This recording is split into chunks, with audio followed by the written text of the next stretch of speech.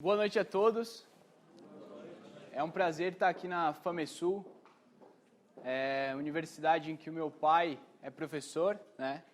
Então, e que tem trilhado esse caminho tão bonito. Então, é um privilégio estar aqui com vocês hoje e passar um pouco da minha experiência de obra, experiência teórica também, que é muito importante para todos vocês. E dizer que eu já tive na posição de vocês, dizer que hoje o mercado talvez não seja o que a gente espera, certo? Mas que se tornando uma referência, se tornando uma pessoa que busca ser melhor todos os dias, a gente chega lá. Tá certo, pessoal? Bom, eu recebi, antes só da gente iniciar a palestra, eu recebi o convite para vir fazer parte aqui da semana aqui dos negócios, né? Quando eu estava lá em Bento Gonçalves, a gente está num projeto muito pesado, não tinha como aceitar, mas meu pai estava de aniversário e ele assim, Nelson, você não daria uma palestra lá para os meus alunos, para as pessoas de engenharia civil lá da FAMESUL? E o fato é que ele estava de aniversário no dia. E eu falei, vamos lá, como é que eu ia dizer não pro velho, né, pessoal? Mas é um prazer enorme estar aqui com vocês e eu me comprometo com cada um de dar o meu melhor nessa noite hoje. De verdade mesmo, pessoal. Estou comprometido com isso. Tá certo? Bom, eu sou engenheiro, meu nome é Nelson, a princípio, né? Foi o que a minha mãe me falou, está na minha certidão de nascimento. E eu sou engenheiro de fundações. Engenheiro de fundações é o engenheiro civil, mas que é especialista na área, né, de geotecnia. Quando eu decidi ir por uma área, tem um engenheiro que ele é mais panorâmico, né, ele entende de todas as áreas, ele é um especialista, ele é um generalista, e existe o engenheiro que é um pouco mais específico. Eu vejo que hoje no mercado, ou a gente é específico, ou a gente está fora dele. Existe o cara que é generalista? Existe. Só que, mesmo o generalista, ele precisa saber de tudo um pouco. Então, por isso que é importante, inclusive, para quem é arquiteto aqui e pode estar, de alguma forma, agregando aí para a sua vida. Para os engenheiros civis aí, nem se fala, né, pessoal? Nem se fala. Quem não sabe projetar fundações, quem não sabe executar fundações, infelizmente, não tem mercado. Fundação, o que é? É a base, né? É a base de tudo, né, pessoal? Adianta você colocar um porcelanato muito bonito na tua obra, fazer cheia de acabamento legal e começar a recalcar, trincar a parede, a janela não funciona mais, não adianta nada, certo? Então essa é a ideia. Bom, vocês estão no lugar certo, galera, se vocês querem pretendem aí projetar fundações com qualidade, mas ainda não se sentem seguros. Aliás, eu queria fazer uma pergunta para vocês. A maioria é 9ª e 10ª fase, né? Quem aí, não precisa levantar a mão, pessoal. Quem aí se sente seguro para projetar fundações hoje? Sabendo que vocês estão um passinho, amanhã estão no mercado de trabalho. Não precisa responder. Quem aí está preparado hoje para ler um laudo de sondagem e entender se vocês fizeram a coisa correta ou se vocês não estão sendo lubridiados pela empresa que fez a sondagem?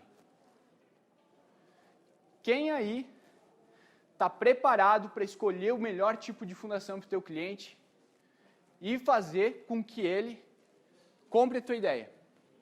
Porque não é só escolher, o escolher é muito bom, todo mundo consegue fazer. Agora, quem consegue escolher o tipo de fundação e falar com o cliente e mostrar com pressão que aquilo é a melhor ideia? Eu acho que, e eu me coloco no lugar de vocês, porque quando eu estava nessa cadeira aqui, a minha resposta para todas essas perguntas seria não. Seria não. Mas talvez isso não seja um problema tão grande. Talvez isso seja uma oportunidade. A oportunidade de cada um de vocês buscar ser melhor. Talvez na área de fundações, talvez na área de estruturas, superestruturas, talvez na área de saneamento. Cada um vai encontrar o que é melhor, né? Cada um vai encontrar o que se assemelha mais ao que você pensa. Certo, pessoal? Bom, e o grande lance, né, pessoal? E o que eu tenho certeza que vocês querem. Não só desejar projetar fundações, não só desejar executar fundações, executar uma boa obra, mas o que está aqui embaixo nessa última frase talvez vocês não consigam enxergar.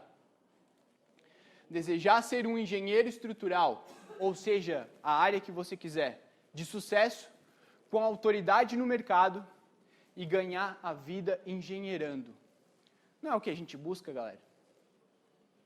Aplicar esses conhecimentos que a gente ficou 5 anos estudando aqui na prática, ganhar dinheiro com isso. É isso. E não há nada de errado, tá, pessoal? Se possível, prestar atenção o máximo, eu tenho certeza que vai agregar muito para vocês a palestra de hoje, que aliás é a palestra que eu desenvolvi e apresentei no Congresso Brasileiro de Engenharia Estrutural. Tá?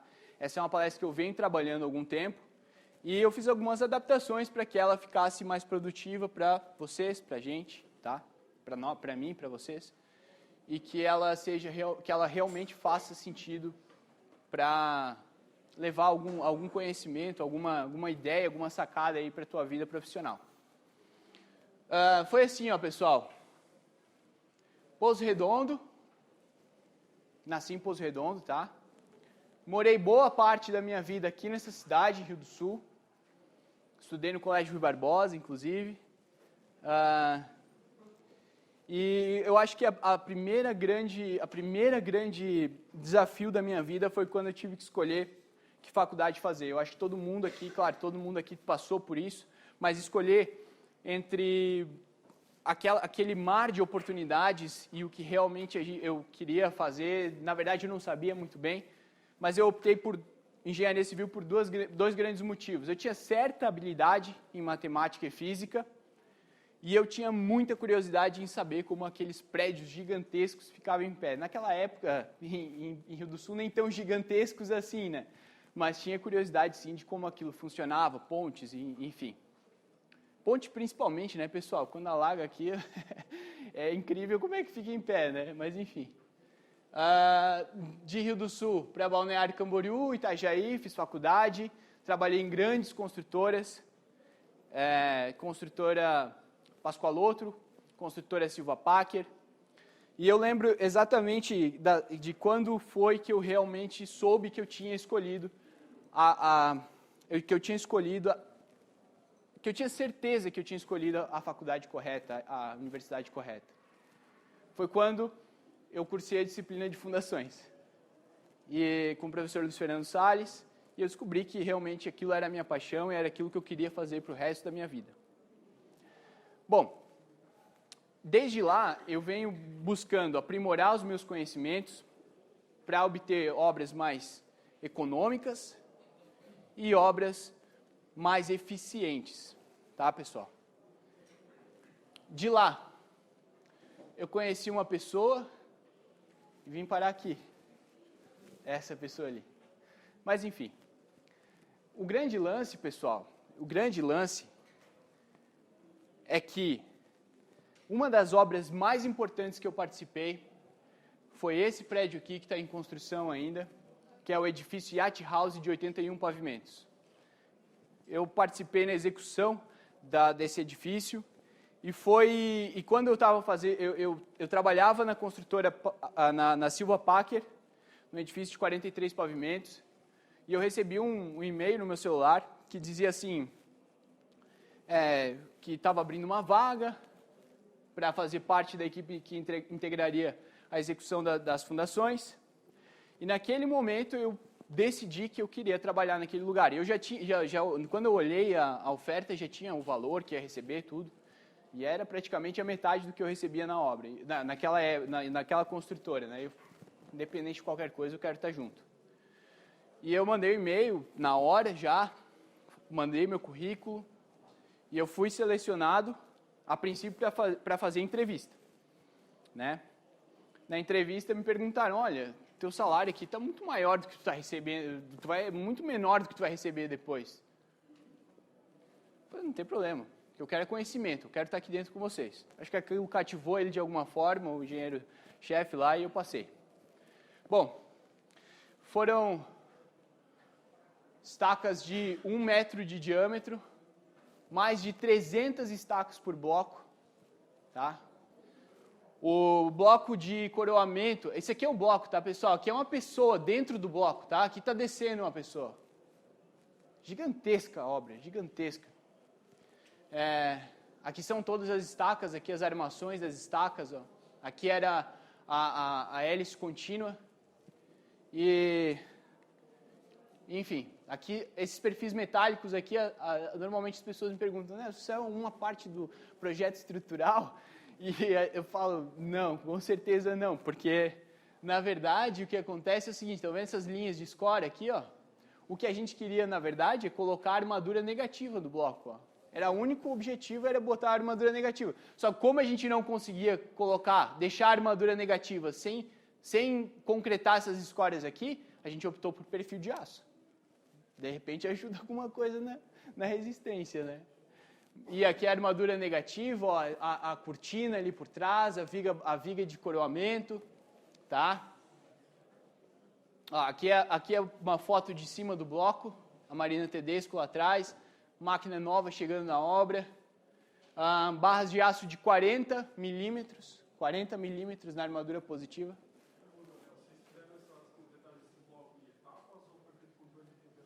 Foi feito controle de temperatura, nós colocamos gelo, que é impossível de concretar, né, um gigantesco 4.200 metros cúbicos de concreto. Mas o que acontecia era que de um dia para o outro, a última linha, vamos dizer assim, de concreto, ele era um concreto que tinha uma pega mais prolongada. Então, aí casava com o primeiro do outro dia, né, fazia a ligação entre o concreto e não ficava juntas. Mas importante, a pergunta é excelente. E aqui é a barra de aço, né? 40 milímetros, normalmente só utilizada em barragens. Bom, e essa palestra aqui, pessoal, porque não vim falar só de mim aqui, eu vim agregar para vocês, né? Só queria mostrar um pouco da trajetória e por que eu estou preparado para falar sobre isso com vocês. A gente vai aprender com o erro de outros profissionais, que na minha opinião é mais importante do que nós errarmos. Se eu posso aprender com o outro, a gente acaba sendo privilegiado, né? Se você ficar comigo aqui até o final, eu tenho certeza que vai masterizar o conteúdo. E eu tenho um presente para vocês. Um presente que são os slides, eu vou disponibilizar todos os slides para vocês terem no material de vocês. E vou disponibilizar também, e vou fazer um convite muito especial, que eu tenho certeza que é para quem quer dar um passo adiante, quem quer ir além do que e se destacar aí da maioria. Bom, vamos começar, pessoal. A primeira coisa que eu quero conversar com vocês é o conceito de fundações. O conceito de infraestrutura. Normalmente, e primeiro, vamos entender, existe a parte da superestrutura, aquilo que a gente enxerga, aquilo que a gente vê. Existe a mesoestrutura, blocos, viga baldrame. E existe a infraestrutura, o que está embaixo do solo. Embaixo do solo, normalmente, o que as pessoas falam é o seguinte: a infraestrutura é o elemento de transmissão de cargas para o solo. Essa afirmação para vocês está correta ou está errada? Pessoal, essa afirmação está errada. Sabe por quê? Vejam bem, quando eu falo elemento de transmissão de cargas para o solo, será que eu não estou focando no elemento de fundação? Veja bem, fundação é o elemento de transmissão de cargas para o solo. Eu estou focando na estaca, eu estou focando na sapata. E, na verdade, o principal ator das nossas fundações não é o elemento em si, é o solo. Quando a gente vai calcular uma estaca, o que a gente faz? A primeira coisa, Aoki Veloso, Decuri Quaresma, Felipe Bonatti, o que é isso?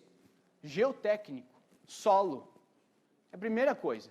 E é onde 90% das nossas patologias de fundação acontecem. Não que o elemento de fundação não seja importante, ele é extremamente importante. Mas o solo é mais, na minha opinião. Ele tem que ser o nosso objeto de estudo diário, pessoal. Tá? E o grande lance, 90% das nossas patologias é o solo. 10% é o elemento estrutural. Então, como a gente poderia conceituar, então, isso? É o elemento de transição entre a edificação e o solo. Veja bem, eu estou colocando os dois na mesma posição. Eles têm a mesma, ou mais o solo, mas a mesma importância. É definido como sendo conjunto constituído pela infraestrutura e o maciço de solo, com ênfase para o solo. Por esse ser o elemento mais fraco e complexo. Bom, galera, agora a gente vai... Eu prometi 5 erros para vocês, mais cometidos, tá? E nesse slide aqui, eu já vou definir 3 deles. 3 desses erros. A primeira coisa que eu quero conversar com vocês é o seguinte. Ok, Nelson, entendi. O solo é o cara. Ele é o ator principal, a estrelinha da minha visão da obra inteira, mas cada um tem a sua estrelinha, né? Ok, entendi, legal. Mas, se o solo é onde acontece o problema, por que acontece? Por que esses problemas acontecem? Qual que é o grande problema dessas patologias do solo? Galera, é basicamente investigação do subsolo. E aí, entre os 3 primeiros erros, falta de investigação, muito comum, o pessoal não dá valor. Investigação insuficiente, ou seja, a gente já passou uma etapa, eu já decidi que eu vou fazer o laudo de sondagem, mas talvez esse laudo não seja o suficiente para eu definir as minhas fundações. E o terceiro ponto, investigação com falhas. Vamos destrinchar esses 3 pontos agora, tá? O primeiro deles é a falta de investigação. Pessoal, 80% dos casos de patologia de pequenas obras, pequenas e médias, mas principalmente casas térreas, sobrados, é a falta ou a ausência, né, da investigação do subsolo. Eu costumo dizer que é como se fosse o seguinte, galera. Imagina que você vai no cardiologista, você acha que você está com problema de coração, tá? E o cardiologista está lá na tua frente, ele senta, ele te olha assim. Você está com arritmia cardíaca. E o remédio para você eu tenho. É esse aqui. É esse aqui. É esse aqui. Quando vocês projetam sem laudo de sondagem, é isso que vocês fazem. Vocês acabam, a primeira coisa é acabar com a classe, né? Não estou falando que vocês fazem isso, tá, pessoal? Mas quem faz isso é acabar com a classe, com a nossa classe de engenheiros civis, porque, enfim, e também está agindo de má fé com o teu cliente. O teu cliente precisa saber que ele precisa de um laudo de sondagem. Outra coisa, quem calcula sem laudo de sondagem, o que faz? Joga a resistência do solo lá no calcanhar. 1 kg por centímetro quadrado. O que acontece? Sapatona de 2 metros para um sobrado. Vai lá, paga concreto, paga aço aí, cliente. Mas economiza na sondagem. Então, é um absurdo, né? Vamos ser sinceros, né, pessoal? Mas, tudo bem. Então, esse é o primeiro problema. E aí, assim, ó, em fundações diretas, é mais ou menos esses problemas que eu falei. Em fundações profundas, nem se fala, né, pessoal? Se eu preciso de uma... Ou como é que eu analiso um terreno?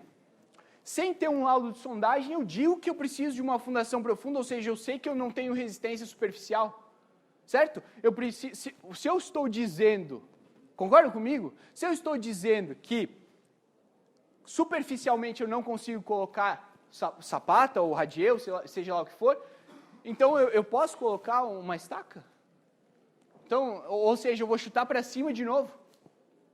Certo? E galera, não são poucas as obras que mesmo em fundação profunda acontecem inúmeros problemas.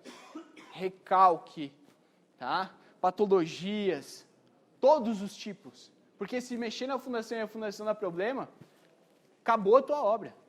acabou a tua obra. E galera, é o seguinte, se eu sair daqui com o simples dever cumprido de que vocês entendam que sondagem é preciso, sondagem é necessária, tá? Sondagem economiza, galera. Sondagem economiza. Faça uma conta. Faça a seguinte conta, ó, quando chegar em casa. Calcula uma sapata para 1 kg por centímetro quadrado. Pode ser uma carga leve, 40 toneladas força. Faça o mesmo cálculo com 2 kg por centímetro quadrado.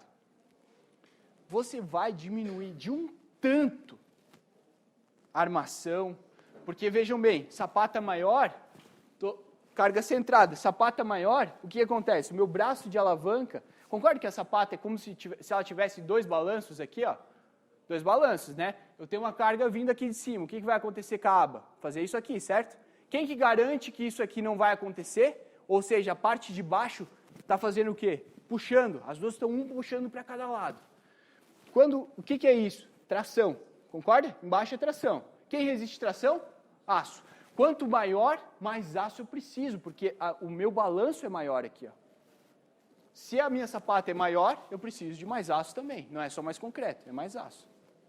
Então faça um cálculo. Quando chegar em casa aí, 40 toneladas força, 1 kg por centímetro quadrado, 40 toneladas força, 2 kg por centímetro quadrado, chutando que o teu laudo deu uma resistência média. E aí compara. O laudo, se eu não me engano, aí deve estar uns R$40 o metro.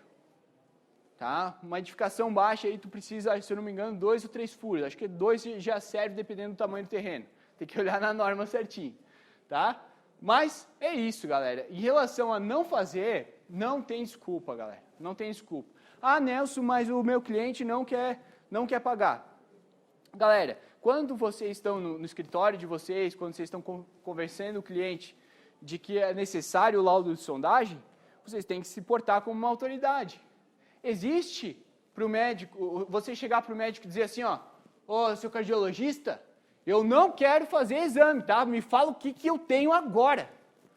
Não existe isso, gente. O cardiologista se porta como uma autoridade naquele momento. É difícil? Lógico que é, galera. Lógico que é. Eu tenho cliente, está ali na frente, eu quero contrato e tal, eu quero ganhar essa obra, entendeu? Mas tem que ser feito. E tem que explicar por ele, por A mais B, por que isso funciona. Aí você vai estar à frente. Olha, e digo mais, diz assim para ele assim, ó, se alguém te falar que não precisa de laudo, fica com uma pulga atrás da orelha, porque o cara está te enganando. Você acha que a hora que algum engenheiro chegar para ele e dizer assim, olha, eu faço sem laudo de sondagem, o cara, opa, eu já ouvi essa conversa. Então é mais ou menos por aí, galera. Algumas dicas, né? Segue quem quiser, né, pessoal? Quem não quiser também não posso fazer nada, né?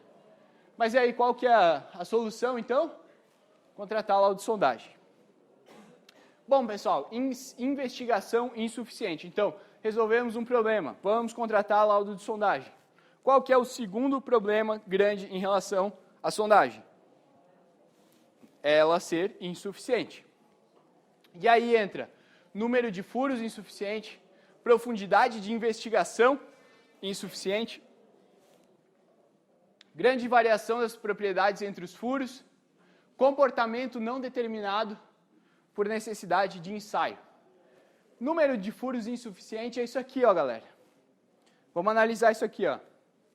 Veja bem, eu tenho 1, 2, 3, vamos lá, 4, 5, 6, 7, 8 furos. Tenho 2 cortes, corte B e corte A no terreno. Eu estou cortando ele aqui, ó, estou cortando o terreno para essa fatia que eu não quero ver. Eu venho daqui de cima e eu olho isso aqui, ó. São esses cortes aqui, ó. Corte B, corte A aqui, é isso? Dá uma olhada. O corte A lá em cima e o corte B aqui embaixo, né? Corte A, é isso? Deixa eu ver aqui. Corte A lá em cima e corte B embaixo, beleza. Então aqui, ó, corte A aqui, pessoal, ó. O que eu cortei, eu enxergo o quê, ó? Furo 1, furo 2. Furo 1, furo 2. Área não investigada aqui embaixo. Furo 1, peguei certinho o terreno. Furo 2, peguei certinho o terreno. o que aconteceu aqui? Uma grande profundidade que eu não sabia. Só que aqui percebam o seguinte, ó, essa linha do meio, isso aqui é solo mole nesse laudo de sondagem. Se eu não investiguei esse pequeno pedaço aqui, o que vai acontecer? Eu não vou saber que tem essa profundidade e principalmente que essa camada é tão grande de solo mole. Quanto maior a camada de solo mole, mais a probabilidade de eu ter adensamento. Se eu tenho adensamento, eu tenho recalque de longo prazo. Se eu tenho recalque de longo prazo, eu tenho por 20 anos a tua estrutura. Exemplo, Santos. Certo, pessoal? Corte B, o que acontece? Olha lá, ó, mesmo perfil, ó. Furo 1, furo 2, furo X, Y, tá aqui, ó, todos os furos mostrando a mesma profundidade, né, a mesma espessura de camada de solo mole. Então, o que dá zebra aqui, né? Isso aqui basicamente dá zebra. A mesma coisa acontece aqui embaixo, ó, pessoal. Ó, corte A, corte B, tá? Então, o corte A eu pego a sondagem 1 e a sondagem 2. Tá aqui, sondagem 1, sondagem 2. O corte B, eu venho daqui para cá, ó, sondagem 3 aqui, sondagem 4 aqui, sondagem 3, né, 3, 4, 4. E aqui, ó, no ponto K, que é esse aqui, ó, o que acontece? Profundidade maior de novo. Nelson, mas como que eu faço então? Show de bola, cara, entendi. Mas eu pedi o número correto de sondagens pela norma, eu fiz tudo certinho como eu deveria fazer. Mas como que eu me previno que isso aqui não vai acontecer? Pessoal, vocês têm que começar sempre a alocação dos furos de sondagem, sempre pelas extremidades, sempre pelos pontos mais longínquos do terreno. Exemplo, não vai ter um quadro aqui, mas vamos dizer que essa parte branca aqui é o nosso terreno. Se eu tenho 2 furos de sondagem, uma casa bem pequena mesmo, pessoal, o que acontece? Eu coloco um aqui em cima e outro aqui embaixo. Fechou. Eu tenho essa posição aqui, ó, toda investigada, tá? 3 furos de sondagem. Começo com um aqui e pego um no meio. 4 furos de sondagem, extremidades, todas as extremidades. 5 furos, todas as extremidades e no meio. E aí entra também o bom senso, né, galera? Entra o bom senso. O calculista acredita no que ele está fazendo, mas ele tem um pinguinho de dúvida que aquilo pode dar errado. Então, ele vai pedir mais um laudo de sondagem, tá? E lá, galera, de que sondagem que eu estou falando aqui? Porque são inúmeras, né? São inúmeras sondagens. Normalmente, para quase todas as obras no Brasil, a gente utiliza a sondagem SPT. Todo mundo sabe o que é sondagem SPT? Levanta a mão aí, pessoal. Quem sabe o que é sondagem SPT? Estamos mortos, galera. Tá, assim, ó. Sondagem SPT. É a Standard Penetration Test. O que é isso, Nelson? É basicamente uma barra de aço em que eu vou desferindo golpes com um peso de 65 quilos, 65 ou 75, eu não me lembro, acho que é 65. E a altura desse golpe é sempre normatizada, que é 75 centímetros. Eu não lembro, eu estou confundindo talvez 65 com 75. Mas o grande lance é que é um peso a uma altura e ele vai batendo em cima desse amostrador e ele vai entrando no solo até que você vai anotando o número de golpes para ele entrar no solo. Normalmente a gente faz para 45 centímetros, então os primeiros 15 a gente sempre descarta, segundo e terceiro, né? E terceiro 15 centímetros é que a gente anota. Então, anota os 3, mas a gente utiliza o segundo e terceiro e soma os dois últimos. Então, vamos dizer, eu tive que, analogia com um martelo e prego. 1, 2, 3, avancei 15, 4, 5, ou voltando, né, ele vai começar a contar de novo. 1, 2, 3, avancei mais 15, a segunda metade do 15. 1, 2, 3, 4, avancei a terceira metade do 15. A soma desses últimos dois são o teu NSPT, que é a resistência da camada, tá? SPT que a gente chama, né? E esse número de golpes indica a resistência do solo. que é a principal característica que a gente quer descobrir para locar qualquer fundação. Então, vamos dizer que o terceiro deu 7 golpes, o segundo deu 7 golpes, e a terceira etapa deu algo em torno de 8 golpes. Significa que o NSPT é 15 golpes, certo? Em termos gerais, existem inúmeros métodos semi-empíricos, existem os teóricos também, mas normalmente uma que funciona em bases gerais. O bom é quando você vai fazer um cálculo de fundação superficial, pegar vários métodos e fazer uma média, tá? Ponderada, inclusive. E o grande lance é que essa tensão admissível, que a gente quer transformar número de golpes em tensão admissível. Eu pego o número de golpes e divido por 5. Essa é a fórmula de Teixeira. Teixeira diz que se eu tenho um número de golpes, 15 golpes, segunda e terceira camada, divido por 5, eu tenho aí a tensão admissível que vai ser 3 kg/força por centímetro quadrado. Já vem o... Isso. Exato. O laudo de sondagem, normalmente, ele aparece as duas resistências já somadas para facilitar a visualização ali do projetista. Muito bom, obrigado por ter lembrado.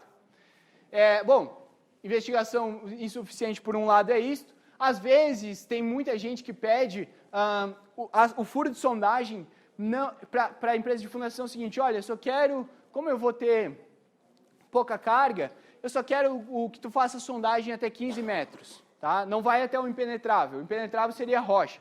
Eu tenho um amostrador, esse amostrador eu começo a desferir golpes com ele, o amostrador não entra mais, tem que dar mais 50 golpes, tem várias coisas lá que tem vários trechos da NBR que dizem quando você pode parar, né, a sondagem, mas ele não chega a esse limite de norma. Então, eu digo, olha, eu só quero até 15, sendo solo bom, sendo solo ruim, é até 15 e acabou, metros, a minha sondagem. Então, tá aqui, ó, vamos dizer, aqui não foi até 15, né, foi até 10, certo? E, olha só, o tanque de grande diâmetro, pessoal, quem sabe o que é isso aqui, ó? Bulbo de pressão? Bulbo de tensão. Pressão, tensão, mesma coisa, tá? Mas o tanque de grande diâmetro, esse bulbo está atravessando várias camadas, normalmente é 2 vezes B aqui. Então, se eu tenho um tanque de diâmetro 2 metros, eu vou ter o bulbo em torno de 4 metros. Se eu tiver maior, é maior, se tiver menor, é menor. Né? Mas o grande lance é o seguinte: o meu bulbo de pressão é onde a carga da tua edificação superficial vai estar atuando lá embaixo. Então, vamos dizer, o Nelson está aqui, tá? O Nelson é um pilar, ele está sobre sapatas. A sapata que segura o Nelson é de 2 metros, porque o Nelson é meio gordinho e tal, né? Mas, enfim, essa sapata 2 metros, 2 vezes B, 4 metros. Eu só mandei o cara fazer sondagem até 2 metros. Eu não conheço o solo abaixo. Tá aqui, ó, tanque de grande diâmetro, ó, galera. Tá indo lá embaixo, pegando, inclusive, uma camada de argila mole. E o que vai gerar nesse tanque aqui? Adensamento, recalque por adensamento, que é o pior de todos, galera. Se ele gerar recalque uniforme, tá? Não é tão problemático. Via de Cidade do México. Se ele gerar recalque uniforme diferencial, não é tão problemático. Vide Santos. O problema é quando gera recalque distorcional. Parte da minha estrutura funda, parte não. Aí eu gero aqui, ó, vamos dizer, segura aí que eu não tenho mão suficiente, mas me acompanha. Esse pilar aqui baixou, esse cara aqui não pegou uma camada de solo mole, ficou em pé. Então, baixou, ficou numa boa, recalcou pouco, e o outro baixou. O que vai acontecer aqui no meio? Torção. E o que acontece daí? Essa carga ela vai começar a se redistribuir por outros elementos. Vigas, principalmente vigas, mas vai gerar torção em laje, e tudo isso vai começar a forçar o teu edifício para ele ir recalcando como um todo. Se a tua estrutura for hiperestática, e todo mundo sabe o que eu estou falando quando eu falo hiperestática, se ela for toda travada, está tudo segurando uma na outra. A viga está segurando o pilar, ela tem momento negativo lá no pilar, a laje nas continuidades dela também está engastada. O que acontece? Essa tua edificação vai tender a ir se arrumando. Agora, se ela for isostática, por exemplo, uma pré-moldada, o que vai acontecer? Parte vai recalcar, parte não vai, porque ela não tem rigidez. Um não vai puxar o outro. E aí vai gerar todas aquelas torções, trincas, enfim. Então, esse é o problema aí da... Eu estou me alongando um pouco, eu me empolgo, galera. Bom, aqui, investigação insuficiente também, veja o seguinte, pessoal, olha só. Se eu for ler aqui, ó, me perdoem se eu errar os valores, tá? Mas característica do laudo do mesmo terreno, são 2 laudos. Então, vejam, 2, 7, 17, 28, o que é isso? Número de golpes para a segunda e terceira camada. Então, essa aqui é a coluna do NSPT, aquilo que eu falei para vocês, tá? Então, se eu comparar, vejam bem, aqui 16, 17, vejam, o mesmo terreno, 6, 7, 8, olha só onde é que foi, olha onde é que parou a minha sondagem aqui embaixo, ó. Aqui, se eu não me engano, deixa eu ver aqui quantos metros que deu algo em torno de 14 metros. E do outro deu 11,70. Aqui 11,70, aqui 14. São terrenos com característica totalmente diferente. Totalmente diferente. Terrenos não, é o mesmo terreno com 2 furos com características diferentes. Vai lá. Tá.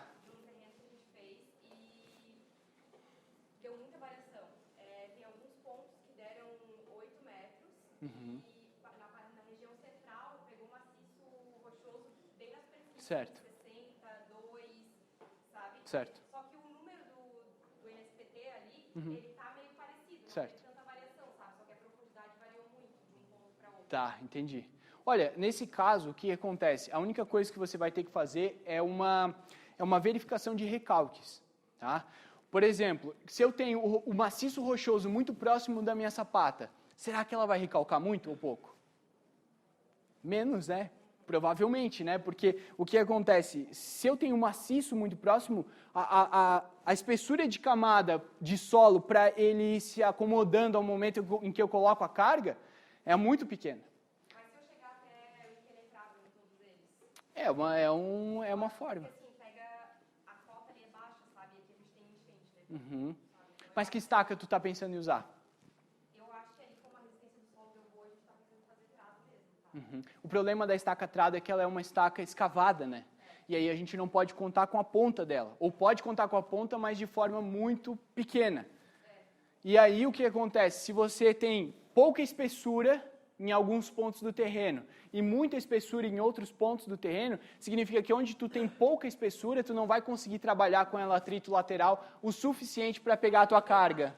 Exato. Exato.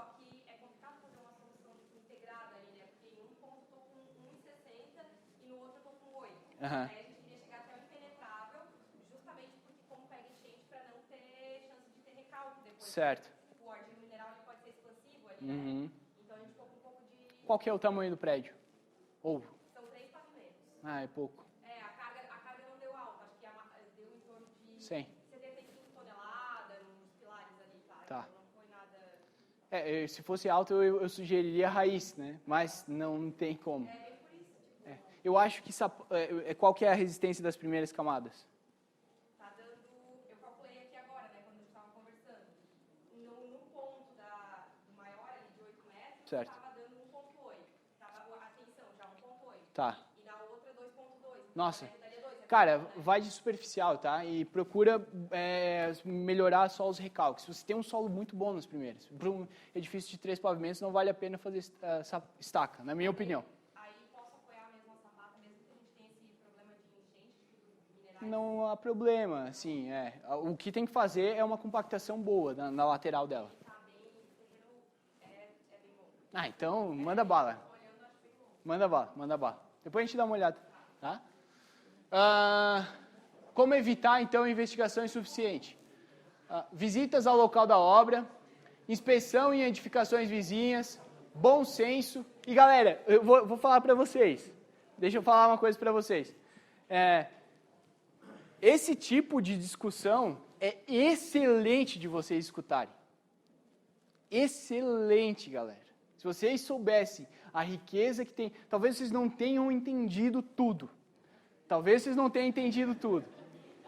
Mas ao longo da trajetória vocês vão lembrar da gente, eu tenho certeza.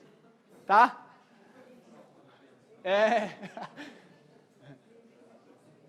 Vamos lá. E o uso de normativas, tá, pessoal? O uso de normativas é importante. Consultem e usem porque, enfim. E aí entra um terceiro problema. Decidi fazer sondagem. E aí chegou o laudo, e o laudo é um laudo de uma empresa que eu não conheço, né? Porque normalmente empresas que a gente conhece já passaram pelo nosso filtro, então a gente não vai ter tanto problema quanto a isso, mas pode ser que ela tenha sido uma investigação falha. E quais são os pontos, né, que podem mostrar essa falha? Erro no local da obra. Galera, por incrível que pareça, existe empresa que ou faz o furo no terreno errado, porque normalmente são terrenos baldios, né? Então o cara entra lá, começa a fazer a sondagem e te manda o relatório. Daí o terreno vizinho não era o teu da tua obra, entendeu? Então tem que tomar cuidado com isso. Por incrível que pareça, acontece. Outra coisa, o nome do terreno na sondagem. Tem que sempre conferir o local da obra, galera. Às vezes te manda com o nome equivocado. E outra coisa, esse laudo ele serve juridicamente a teu favor. Se constar qualquer erro nesse laudo, primeiro, você pode estar sendo também chamado juridicamente, tá? E segundo, se esse filtro, você recebeu o laudo, ele está ok, passou no teu filtro, você responde juridicamente também, porque se era um erro muito escracho no relatório, como que você, engenheiro civil, que tem a responsabilidade, não verificou? Ah, mas Nelson, tem o responsável técnico do laudo de sondagem. Mas e aí, você que projetou em cima? Você que escolheu a fundação em cima. Certo? Então, lógico, pessoal, e uma coisa importante, se vocês forem um dia pessoas aí que vão estar peritos, né, pessoas que estão avaliando o trabalho de outros engenheiros, tomem cuidado, pessoal. Só quebra prato quem carrega, tá? Então, às vezes, o engenheiro que está lá na ponta, ele vai ter que tomar algumas atitudes, tá certo? Nem sempre vai ser a mais bonita, mas vai fazer a obra andar, tá certo? Então, não estou falando aqui para fazer coisa errada, eu estou falando que tem que ter maleabilidade. Só quebra prato quem carrega, galera. Só quebra prato quem carrega. E vocês vão entender na primeira vez que tiverem que assinar a tua RT. A mão treme, tá? Bom, pessoal, adoção de procedimentos indevidos na sondagem. O que é isso? Não seguir a norma, não estar com o pilão com o peso correto, não estar com o amostrador, não reservar a amostra de solo, enfim, vários erros que podem acontecer. Má descrição do solo, ou seja, quem está sondando lá não tem experiência, falta de nivelamento do furo, ou seja, o furo não está 100% reto no terreno, falta de idoneidade, inclusive na realização do laudo de sondagem e relatórios. Bom, e como eu sei... Ok, Nelson, entendi que pode acontecer problemas, show de bola, mas como eu identifico se existem esses problemas no meu laudo de sondagem? Porque eu não estou preocupado. Pode ser que... O que eu quero dizer é o seguinte, vocês receberam um laudo de sondagem, vocês têm que saber quais são os pontos que vocês têm que verificar, né? E até depois, se quem quiser aqui, eu indico o Instagram, que tem uma situação bem legal de um laudo de sondagem que mostra essa falta de idoneidade. E como saber então? Bom, a primeira coisa, pessoal, alta produtividade da equipe de sondagem. Normalmente uma equipe, um sondador mais o auxiliar, eles fazem cerca de 30 metros de furo de sondagem por dia. Se você chegar um relatório para ti com 60 metros por dia, fique ligado, pode ser que tenha problema aí. E o que acontece? Como é que você sabe se é o mesmo sondador ou não? No relatório está escrito lá, foi o Maicon de Oliveira que fez o furo de sondagem X. Foi o Beltrano... E normalmente é o seguinte, para obra pequena, a empresa de fundação não manda mais do que uma equipe, é muito difícil, tá, pessoal? Então, vamos dizer, você pediu lá 3 furos de sondagem, cada um veio com um e foi tudo feito no mesmo dia. Tem uma coisa errada também, entendeu? Não está certo. Algo errado não está certo. Semelhança entre os furos de sondagem. Eu tenho um furo muito idêntico ao outro. Resistência iguais, mesmo perfil. Significa que se tiver, de repente, é realmente assim, tá, pessoal? Eu não estou falando que em todos os casos chegou 2 furos exatamente iguais no meu escritório. Não, isso aqui está errado. Não é isso. Você tem que ir lá, de repente, conversar. Cara, como é que foi lá a sondagem? Tu tem a amostra para eu dar uma olhada? Estou com uma dúvida aqui com esse solo. Ele vai lá, vamos dizer, se é uma empresa idônea, ele vai te mostrar cada sondagem, cada metro, qual que é o solo. Você vai conferir com um laudo, entendeu? Mas não vai chegar um cara assim, você está faltando com verdade aqui nesse laudo. Não é isso, tá, galera? Enfim, e crescimento muito linear da resistência, pessoal. Se eu tenho uma retinha muito perfeita assim, de crescimento de resistência, também pode ser um indício de que algo esteja errado, tá certo? Então é isso que a gente tem, esses são os principais problemas aí. E como que a gente verifica isso? A gente tem que, ou como a gente evita, né? Então, priorizar a contratação de empresas idôneas e a supervisão desse trabalho de campo por parte do contratante. Quem é o contratante? São vocês, né? Ou, o melhor, tanto o executor, né, o dono da obra, quanto vocês, porque vocês vão assinar lá o projeto. Então, o ideal é que se vá em campo, cheque pelo menos uma vez como é que aquela empresa executa a sondagem, com os teus padrões de verificação aí, atesta se ela consegue te atender ou não, enfim. E aí, talvez, para algumas próximas obras, você pode afrouxar um pouco esse trabalho, mas da primeira vez eu iria para campo. O quarto erro, pessoal, a não adotar, né, juntas, quando, eu tenho 2 sistemas de fundações diferentes. Fundação superficial, fundação profunda. Aqui, o que acontece? Essa torre aqui, isso aqui chama torre, isso aqui chama embasamento. A torre está em fundação profunda. Fundação profunda tem muito menos recalque para gerar ruptura do que fundação superficial. Olha só, para eu gerar uma ruptura em uma fundação superficial, eu tenho que ter cerca de 30% de recalque do diâmetro da base. Então, vamos dizer, se eu tenho, vamos fazer uma conta fácil, tá? 1 metro. 1 metro de diâmetro ou de largura na sapata. Eu afundo 30 centímetros nela numa prova de carga, ou seja, eu aperto ela até ela recalcar 30 centímetros, e aí eu sei que ela está na ruptura. Basicamente, né, pessoal, no gráfico, quando você faz uma prova de carga, o gráfico ele cai vertiginosamente, quando você obteve o recalque. A mesma coisa acontece a mesma coisa não, é diferente. Quando você tem fundação profunda, se eu não me engano, 1 ou 2 centímetros você já tem a ruptura dela. Então, veja, fundação superficial, 30 centímetros. Fundação profunda, 1 a 2 centímetros. Tá? Então, esse que é o grande problema. Uma pode afundar muito mais do que a outra, claro que a gente não quer, né? Mas o que vai gerar aqui? Uma incompatibilidade.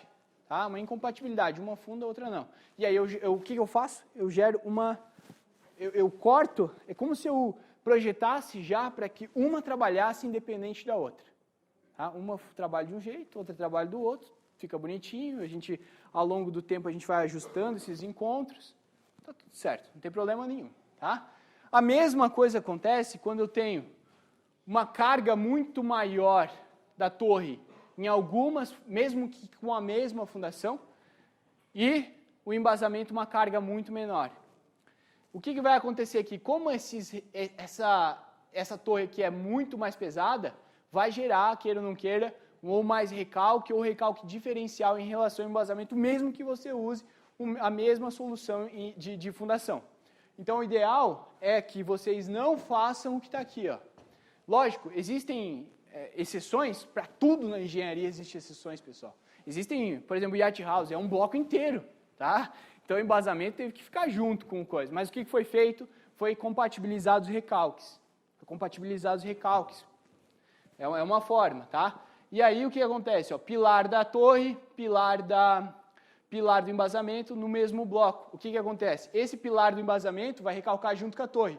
O pilar que está para cá, ó, que é do embasamento, não recalca junto com a torre. Então ele tem um recalque diferencial aqui, ó, e é problemático isso aqui. Tá? Pode gerar até distorcional, né? Então, como evitar realizar juntas construtivas entre os elementos estruturais? Certo, pessoal? E o quinto e último erro desta palestra. Esse erro é decorrente do seguinte, galera. Muitas vezes, o projetista de fundações ele recebe no escritório a planta de carga da estrutura. O que é a planta de carga? Existe um cara que faz o projeto estrutural da superestrutura. Então, tá lá, a viga é assim, o pilar é assim, XYZ, eu vou engastar, não vou engastar, aqui vai viga contínua, não sei o quê. E aí, para as fundações, aparece lá 10 toneladas força de carga positiva, baixa, mas, enfim, e menos 2 toneladas de tração, momento fletor de X, Y, Z. E às vezes gera incompatibilidade nessa conversa entre o projetista de fundação e o de estrutura. Vejam bem, esse aqui é o exemplo de um pilar metálico, de um reservatório metálico. A carga dele, quando ele estiver cheio de água, o reservatório está cheio de água, 1000 kilonewtons, 100 toneladas. Vazio, 400 kilonewtons, 40 toneladas. Vamos dizer que você só recebeu esse cara aqui no teu escritório. 100 toneladas, 500 kilonewtons vezes metro, é esse momento aqui que está forçando uma estaca. Vejam bem, ó, essa é a ideia. Ó. Eu vou fazer esse movimento aqui. Uma estaca comprimida, uma estaca tracionando. Isso é o que gera esse momento. E o que chama isso, Nelson? Binário de forças. Um momento, ele pode ser resumido sempre em um binário de forças. Uma compressão e uma tração. Se eu tenho 100 toneladas, o que vai gerar nessa estaca aqui de reação? 50 toneladas para cá, 50 toneladas para cá, dividido por 2. Não há problema nenhum com isso. Agora, o meu momento, como eu tenho 1 metro aqui de distância, para eu ver o binário de forças, é dividir esse 500 por 1. Eu vou ter quanto que eu vou ter de compressão em uma e de tração na outra. Então, somando isso, vejam bem, essa estaca aqui está sendo comprimida pelo peso próprio da estrutura. Pelo momento, ela está sendo tracionada, portanto, tem que diminuir um pelo outro. 0. A coisa acontece diferente desse lado aqui. Eu tenho 500, porque é metade de 1000, mais 500, porque é 500, que é o meu momento, dividido por 1, me dá a minha reação na estaca da direita.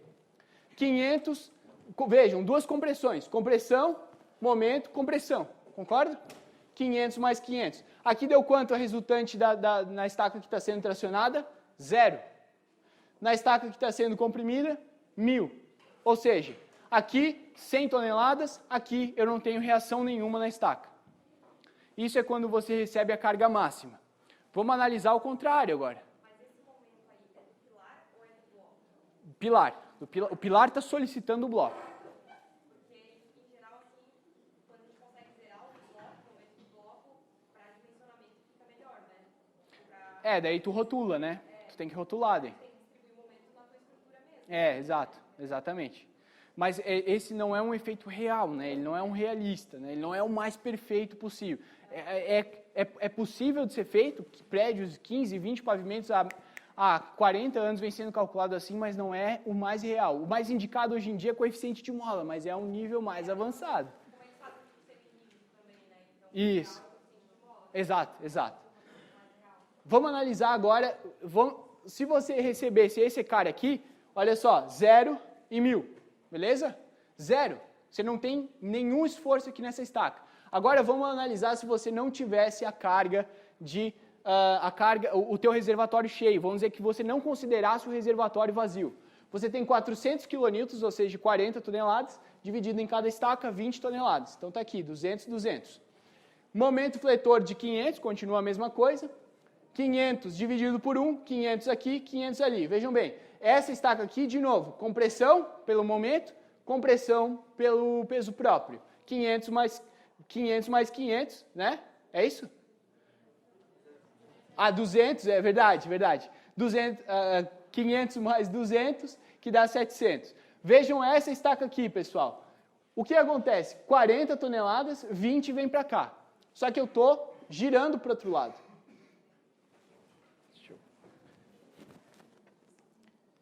Só que eu estou girando para o outro lado. Ou seja, venho 200 para baixo aqui e 500 puxando para cima. O que vai acontecer com a minha estaca? Tração. Se eu tenho tração, totalmente diferente o dimensionamento da estaca. Eu tenho que considerar o atrito lateral dela, para ela resistir à tração, para ela não ser tirada de dentro do solo.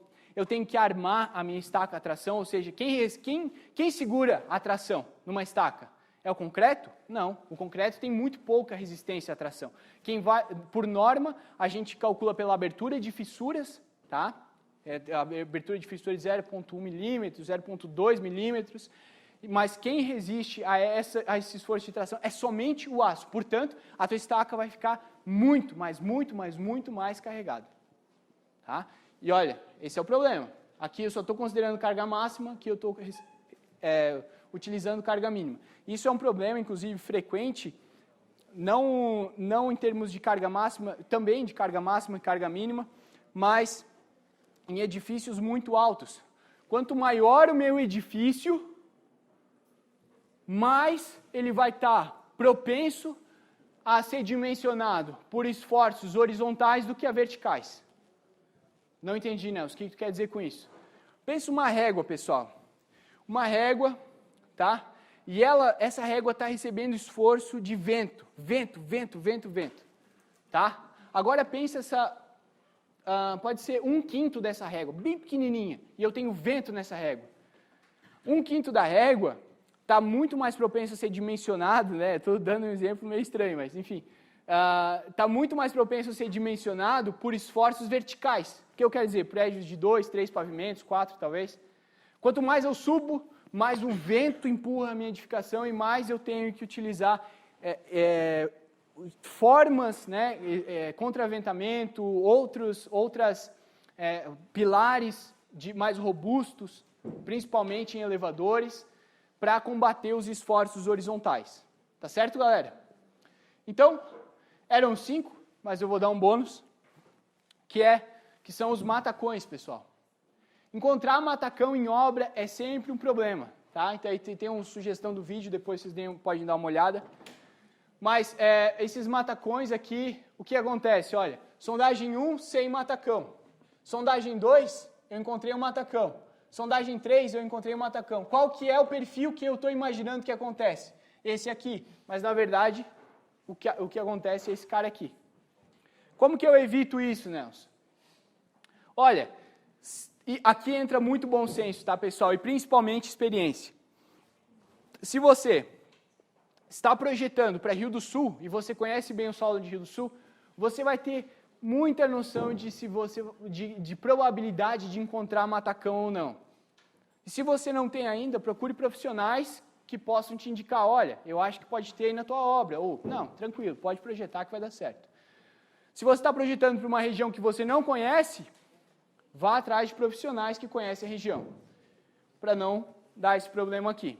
Então, basicamente, essa é a ideia de encontrar ou não matacão. O grande lance é o seguinte, acho que tem matacão, o que eu faço? Sondagem rotativa. Então, na verdade, você vai utilizar uma sondagem mista. Você vai começar com a sondagem SPT, normalmente você não vai ter uma ideia naquele dia que tá com um problema, mas você vai receber o laudo, isso aqui tá estranho. E aí você vai, volta lá no campo, faz uma sondagem SPT até encontrar a rocha. Da rocha você continua com sondagem rotativa, que é uma broca diamantada que vai furar o terreno. Quando você atravessar, se não for o maciço rochoso, você volta para a sondagem SPT, porque você quer saber qual é a resistência abaixo do matacão. Se eu encontrar um solo mole, por exemplo, embaixo do matacão, o que eu faço?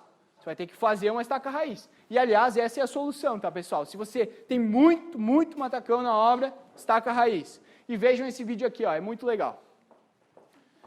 Bom, encerrando, pessoal, quem quiser baixar aqui, ó, esse material, nelsonschneiderneto.com.br/patologia.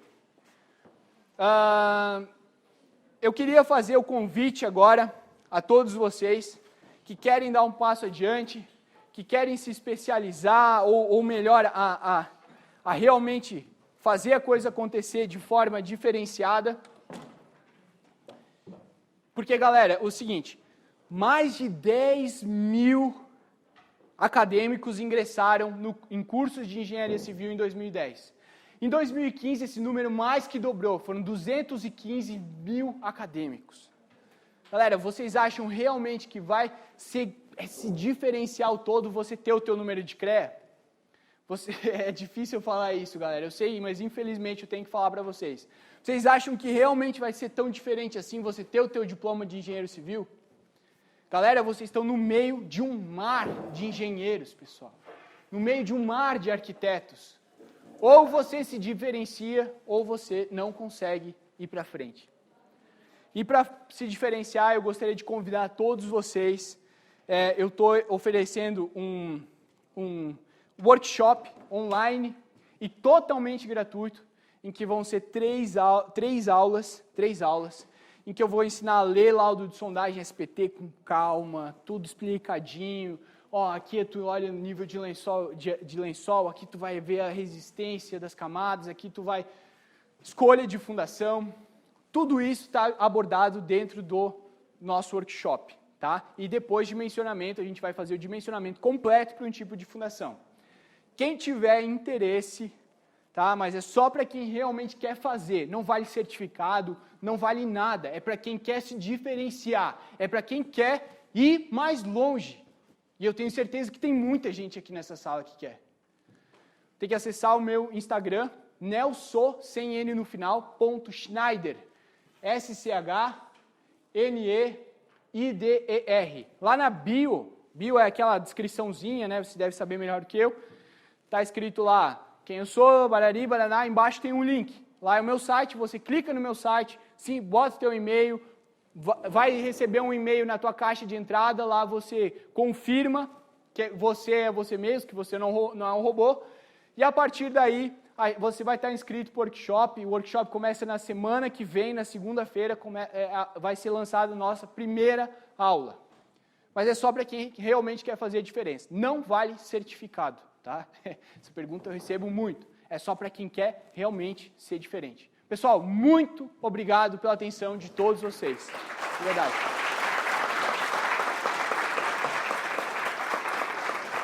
Obrigado. Obrigado.